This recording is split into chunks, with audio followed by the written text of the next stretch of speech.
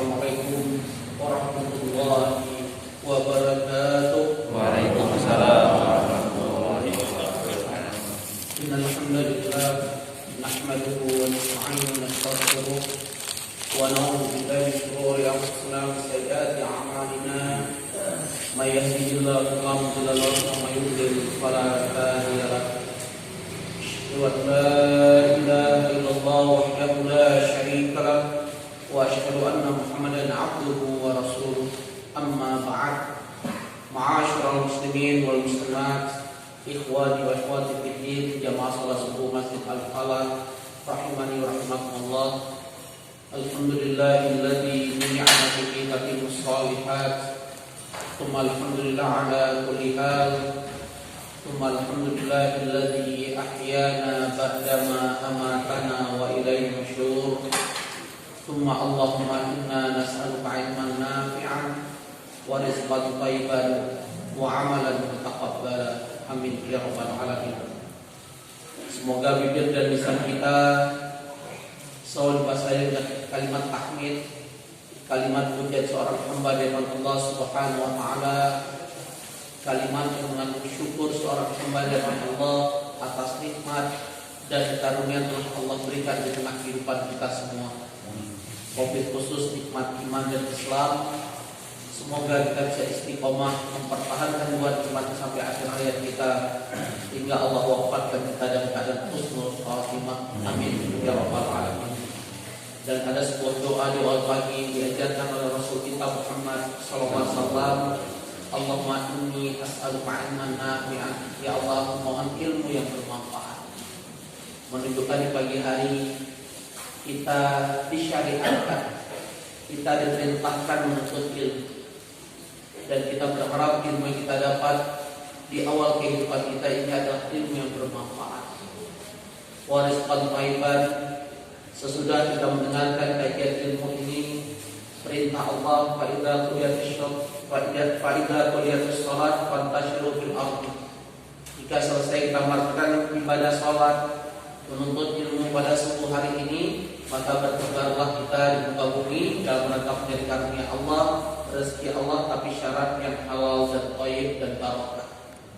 Dan yang ketiga, wa amalan mutaqabbalan. Kita berharap semoga amal ibadah kita sejak kita bangun tadi melaksanakan qiyamul lail dan lain sebagainya sampai nanti malam kita memejamkan mata adalah amal-amal yang berkahmat dan ditolak Allah Subhanahu wa taala, yang diterima oleh Allah sebagai amal ibadah kita. Sebagaimana kita ketahui bersama, suatu amalan akan menjadi nilai ibadah di hadapan Allah ketika memenuhi dua syarat utama. Syarat yang pertama ikhlas. Kita niatkan hanya mengharapkan ridha Allah semata, sebagaimana perintah Allah surah Al-Bayyinah, wa ma umiru illa liya'budullaha mukhlishina lahu. Berikut yang kedua adalah suatu amalan akan menjadi nilai ibadah hadapan Allah ketika mutaba'ah atau ittiba, yang kita kerjakan sesuai dengan tuntunan Rasulnya Muhammad sallallahu alaihi wasallam. Dan sudah diingatkan oleh Rasul kita Muhammad sallallahu alaihi wasallam dalam Sahih Bukhari, man amila amalan laisa alaihi amruna fa huwa raddun. Barang siapa mengamalkan satu amal ibadah tidak ada contoh, tidak ada perintah dari kami, maka amalan tersebut akan tertolak. Dan sudah diingatkan oleh Allah dalam surah Al-Kahfi surah 18 ayat 103 dan 104, betapa banyak manusia di muka bumi ini merasa beramal soleh, ternyata amalan yang mereka kerjakan tidak menjadi catatan amal soleh di hadapan Allah. Kenapa? Karena tidak memenuhi dua syarat utama tadi, ikhlas dan ittiba. Makanya Allah ingatkan, qul hal nunabbi'ukum bil akhsarina a'mala. Katakanlah, maukah kami beritahu siapa orang paling rugi amal perbuatan mereka? Maka jawaban Allah di ayat berikutnya 104 surah Al-Kahfi, alladzina dhalla sa'yuhum fil hayati dunya wa hum yahsabuna annahum yuhsinuna sun'a. Mereka beranggapan mereka telah berbuat baik, padahal perbuatan mereka tidak sesuai dengan tuntunan Allah dan Rasulnya, tapi mereka menganggap itu perbuatan baik. Maka amalan itu tidak cukup dengan baik, tapi amalan itu bukan sekedar baik, tapi harus benar. dan kebenaran itu datang dari Allah Subhanahu wa taala. Al-haqqu min rabbika wa la takunanna minal mumtarin. Surah Al-Baqarah 147, kebenaran datangnya dari Allah, jangan ragu-ragu menegakkan kebenaran tersebut.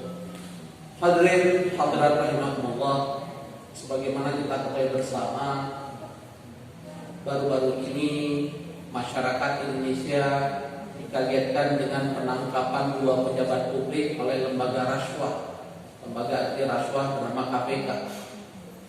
Bahkan 2 menteri ini kita tahu adalah pengusung partai pemenang pemilu, ya, pemenang pemilu, ya, yang satu nomor 1, yang satu lagi nomor 2. Maka kita sebagai sosok ulul albab yang Allah gambarkan dalam surat Ali Imran di ayat 190, Inna fi khalqis samawati wal ardh wa ikhtilafil laili wan nahar la ayatin li ulil albab. Siapa sosok ulul albab? Dia selalu memikirkan tentang penciptaan langit dan bumi, pergantian malam dan siang. Ya, hakikatnya sosok ulul albab, setiap peristiwa di tengah kehidupan mereka akan mengambil sebuah ibrah dan hikmah di balik peristiwa. Maka kita lihat sebagai ibrah untuk kita. Mungkin hari ini kita mengatakan jahat sekali. Wah, iya betul. Bisa jadi suatu saat kita diberi sebuah jabatan seperti mereka, kita juga bisa tergelincir. Tidak ada yang tahu.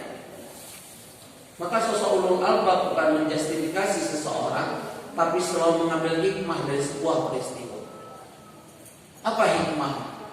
Kok bisa mereka yang sudah mendapatkan fasilitas dari negara lewat uang rakyat serba VVIP, kok masih korup? Kok masih melakukan gratifikasi? Maka jawaban, ternyata 14 abad yang lalu sosok Rasul kita Muhammad SAW dalam hadis Muslim sudah menggambarkan tentang apa yang terjadi di kehidupan manusia di akhir zaman khusus.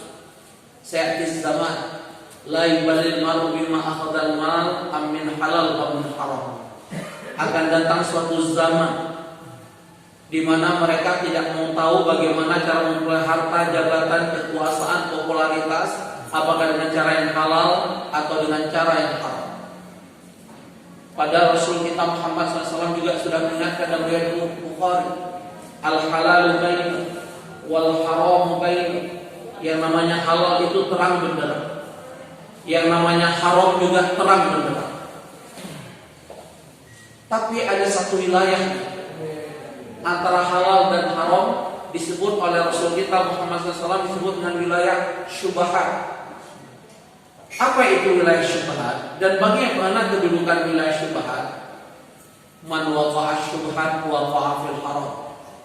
Orang yang masuk wilayah syubhat, dia masuk dalam wilayah keharaman. Jadi antara halal haram disebut wilayah syubhat. Wilayah syubhat ini istilah KPK itu gratifikasi. Istilah kontraktor uang kadede. Istilah ASN uang terima kasih. Istilah masyarakat uang apa? Uang rokok, uang kopi. Jadi seolah-olah bahasa itu Allah tak ngerti bahasa manusia. Sehingga dari arti risuah diperhalus, sehingga seolah-olah mereka lepas dari yang namanya hukum risuah. Padahal bagaimana Rasulullah SAW mengingatkan kita ar-rashi wal murtashi finnar, penyogok dan yang terima sogok sama-sama dalam neraka. Tapi mereka mencoba menghaluskan bahasa sehingga terlepas dari istilah risuah. Ini bukan uang sogok, ini uang terima kasih. Ini uang kadede, ini uang ini dan itu. Pada muaranya semua sama dengan risuah. Ya, wa iyadulillah. Padahal Rasulullah SAW sudah mengingatkan kita berkaitan kehidupan dunia. Ta'isa abdina, celaka hamba dina. Apa artinya? Celaka mereka yang siang malam hidupnya mencari harta dan harta. Wa ta'isa abdal dirham, sama makna celaka hamba dirham. Wa ta'isa abdal khamisah, Ternyata sudah diingatkan oleh Rasul kita SAW 14 abad yang lalu. Ternyata nanti manusia di akhir zaman itu bangga dengan yang namanya berpakaian. Pakaian itu fungsinya nanti di satu zaman sudah terjadi zaman kita bukan sekedar menutup aurat, tapi sudah menunjukkan sebuah status, sebuah derajat, pangkat. Makanya Allah ingatkan dalam surah Al-Hadid surat 57 di ayat 20. Sangat menarik ayat. Kenapa ya? Untuk urusan dunia di tengah kehidupan manusia ini ada istilah banting tulang. Ada istilah kepala jadi kaki, kaki jadi kepala. Ada istilah kalau perlu nyawa taruhan. Sedangkan untuk kehidupan akhirat mungkin jarang sekali atau bisa disebut mustahil orang mengatakan demi kehidupan akhirat aku siap banting tulang. Pernah dengar? Demi untuk mendapatkan ridho Allah aku siap menjadikan kepala jadi kaki, kaki jadi kepala. Demi mendapatkan kedudukan akhirat itu terbaik nanti di hadapan Allah, aku siap berjuang siang dan malam. Jarang sekali kita mendengarkan. Kalau ada itu sosok mukmin sejati. Ternyata Allah jawab kepada di surah Al-Hadid ayat 20. Coba kita. Ya'lamu annamal hayatud dunya la'ibun wa lahwun wa zinah. Allah awali dengan kata-kata i'lamu, attention please, perhatian. Jadi diharapkan ketika Allah awali dengan kata-kata i'lamu, semua jiwa raga kita dan hati kita itu memperhatikan apa message pesan dari Allah sesudah i'lam. Allah menjelaskan annamal hayatud dunya la'ibun, sesungguhnya kehidupan dunia adalah permainan. Walahun senda gurau, wazina perhiasan.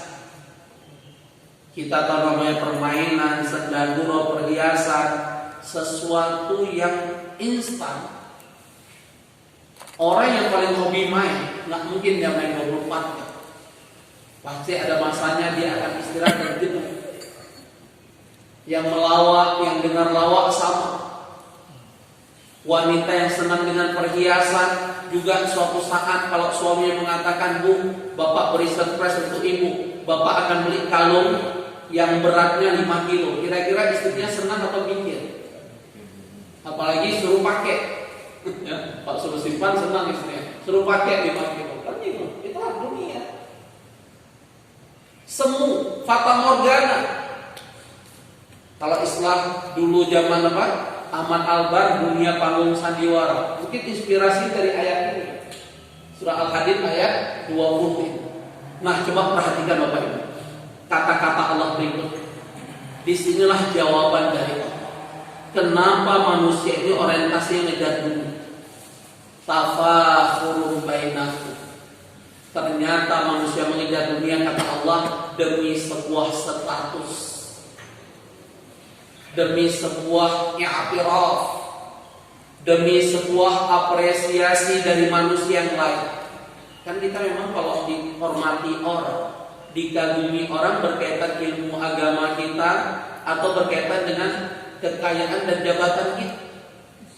Jarang sekali orang menghormati karena ilmu. Jarang. Tapi secara umum orang akan mengakui kehebatan manusia lain kalau dia memiliki pangkat, jabatan, dan kekayaan. Makanya Allah ingatkan, manusia banting tulang ini tafakhurun bainakum, demi sebuah kesombongan, status. Sampai-sampai ada istilah yang paling mahal dalam hidup kita ini apa? Biaya sandang pangan atau biaya status? Kita jauh jawaban, pasti biaya status. Yang membuat orang banyak terjebak hutang, terjebak kredit ini dan itu kenapa? Karena kebutuhan hidup atau status rata-rata. Yang lebih menarik Bapak Ibu, dan kata-kata Allah berikutnya, tafakhurun bainakum wa takathurun fil amwal wal aulad. Ternyata manusia mengejar kehidupan dunia siang malam demi memperbanyak harta. Kalau perlu dia menumpukan harta 7 turunan tidak habis. Dan dia juga bangga dengan anak-anak. Kenapa? Kalau dia banyak harta, anak-anaknya bisa masuk di sekolah unggul, sekolah hebat yang bayarannya murah. Ketika orang tanya di mana sekolah anakmu, bla bla bla, ada kebanggaan. Padahal Allah gambarkan kehidupan dunia itu seperti ibarat sebuah tanaman yang tadinya hijau, bahkan menghasilkan buah-buahan atau apa bentuknya sehingga mengagumkan pemilik tanaman tersebut, tapi suatu saat tanaman ini akan mengering dan lama-lama akan mati. Itulah kehidupan. Tidak ada keabadian dalam kehidupan dunia ini. Ya Allah ingatkan dalam surah Ar-Rahman, kullu man 'alaiha fan wa yabqa wajhu rabbika dzul jalali wal ikram fa bi ayyi ala'i rabbikuma tukadziban. Tidak ada keabadian di bumi karena keabadian milik Allah yang memiliki keagungan dan kemuliaan kata Allah. Bapak Ibu rahmati rahmatullah, maka pelajaran yang sangat menarik apalagi di tengah kesulitan hidup. Kembali bahasa-bahasa syaitaniyah, bahasa-bahasa sesat menyesatkan mulai muncul pelan-pelan. Apa pertama? Ini zaman sulit. Boro-boro cari yang halal, yang haram saja sudah. Wah iya. Padahal Allah sudah ingatkan dalam surat Hud surat 11 ayat 6. Jangan khawatir terhadap rezeki Allah. Semua makhluk ciptaan Allah sudah dijamin rezekinya oleh Allah. Wa ma min dabbatin fil ardi illa 'ala Allahi rizquha. Semua makhluk ciptaan Allah sudah dijamin rezekinya oleh Allah. Bahkan Allah ulangi lagi dalam surat Al-Ankabut surat 29 di ayat 60. Wa ka'ayyin min dabbatin la tahmilu rizqaha Allah yarzuqha. Betapa banyak makhluk ciptaan Allah tidak mampu mendatangkan rezeki untuk dirinya. Allah yang mendatangkan rezeki untuk mereka. Contoh orang gila, dia tidak punya akal, tidak punya program seperti kita. Hari ini aku mau kemana mencari rezeki dan karunia Allah. Orang gila mana memikirkan. Tapi lihat, pernahkah Bapak Ibu mendengarkan breaking news orang gila mati karena kelaparan dan kurus kering? Siapa yang pernah mendengar? Ada orang gila mati karena kelaparan. Yang ada kita lihat di jalan-jalan pada gendut-gendut. Pernah dengar breaking news seekor cicak mati bunuh diri? Atau pernah lihat cicak lagi galau karena Allah tetapkan rezeki cicak itu nyamuk. Cicak nggak bisa terbang, nyamuknya bisa terbang. Siapa yang pernah dilihat dalam rumah tangga kita cicak kurus kering, cicak gendut-gendut? Yang lebih menarik di tengah pandemi ini, pernah dengar laporan dari gugus tugas COVID-19 ada orang gila terpapar COVID? Pernah dengar? Padahal mereka tidak mengenal 3M seperti itu. Boro-boro dia social distancing, boro-boro dia cuci tangan, dia makannya dari tong sampah. Maha benar Allah telah menjamin seluruh rezeki makhluk. Maka ada istilah pepatah lama, rezeki tahu di mana alamat rumah kita, walaupun kita tidak pernah tahu di mana alamat rezeki. Ada pepatah juga mengatakan, ya, apa? Jangan khawatir terhadap rezeki. Bahkan seorang ulama besar Hasan Basri rahmatullah alaih mengingatkan kita semua. Aku tidak pernah khawatir terhadap rezeki, karena aku tahu rezeki itu sudah ada yang mengatur. Yang aku khawatir terhadap amal soleh, karena amal soleh itu tidak ada yang mengatur kecuali diriku sendiri. Indah nasihat. Bahkan nasihat belum kedua berkaitan dunia. Kalau kamu ingin cari popularitas di hadapan manusia, kata beliau, siap-siap kamu tidak mendapatkan popularitas di hadapan Allah. Kalau kamu ingin mencari popularitas di hadapan Allah, siap-siap tidak akan mendapatkan popularitas di hadapan manusia. Bisa dimaknai ini karena nggak bisa bertemu antara ridho Allah dengan ridho manusia. Ridho manusia itu sangat subjektif. Semu vested interestnya sangat tinggi kalau mencari ridho manusia. Makanya kita lihat dari orang jadi penjilat, jadi orang carbon, jadi manusia-manusia munafik, kita berlindung pada Allah. Tapi untuk mengejar ridho Allah tidak perlu jadi penjilat. Karena Allah menyatakan ketika hamba-Ku mencintai Aku sejengkal, Aku akan memberi cinta kepadanya sedepak. Ketika hamba-Ku memberi cintanya padaku sedepak, Aku akan memberi cinta kepadanya sehasta. Ketika hamba-Ku memberi cintanya berjalan padaku, Aku memberi cinta kepadanya berlari. Maka sebenarnya teori yang benar, kita yang mengejar rezeki atau rezeki mengejar kita, mana yang betul? Yang salah jawab, dia akan capek dalam hidup. Yang salah jawab, dia akan menghalalkan segala hal. Yang betul, rezeki yang mengejar kita. Walaupun kita diperintahkan namanya doa, ikhtiar, usaha, dan tawakal. Bagaimana Imam Malik dengan Imam Syafi'i memaknai rezeki itu berbeda pemahaman. Imam Malik itu meyakini rezeki itu dijamin oleh Allah. Nggak usah ngapa-ngapain datang rezeki. Kalau Allah sudah mentakdirkan kita dapat rezeki. Imam Syafi'i mengatakan tidak. Apa kata Imam Syafi'i? Wa alaysal insani illa ma sa'a. Dalam surat An-Najm ayat 39 kata Imam Syafi'i, manusia yang memperoleh dari apa yang dia usahakan. Maka kita tahu kisah antara guru dan murid. Suatu saat Imam Syafi'i keluar dari padepokan pesantrennya Imam Malik ingin mencari udara segar. Ya. Terus Imam Syafi'i melihat ada orang sedang panen kurma, atau ada juga mengatakan panen anggur. Wallahu a'lam mana yang benar. Ya. Kemudian Imam Syafi'i membantu. Nggak ada niatnya apa-apa, hanya membantu lihat saudaranya sedang upayahan, sedang panen. Nah, qadarullah habis membantu orang yang sedang panen ini, Imam Syafi'i diberi sekeranjang buah. Maka Imam Syafi'i semakin yakin, aku dapat rezeki sekeranjang buah karena usahaku membantu orang ini.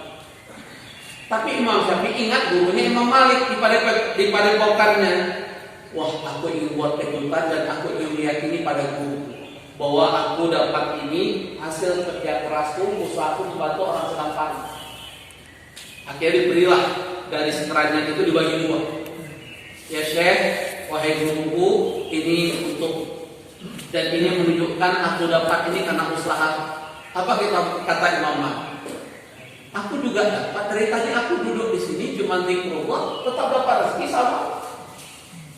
Ya, nah kita memaknainya bahwa hakikatnya antara doa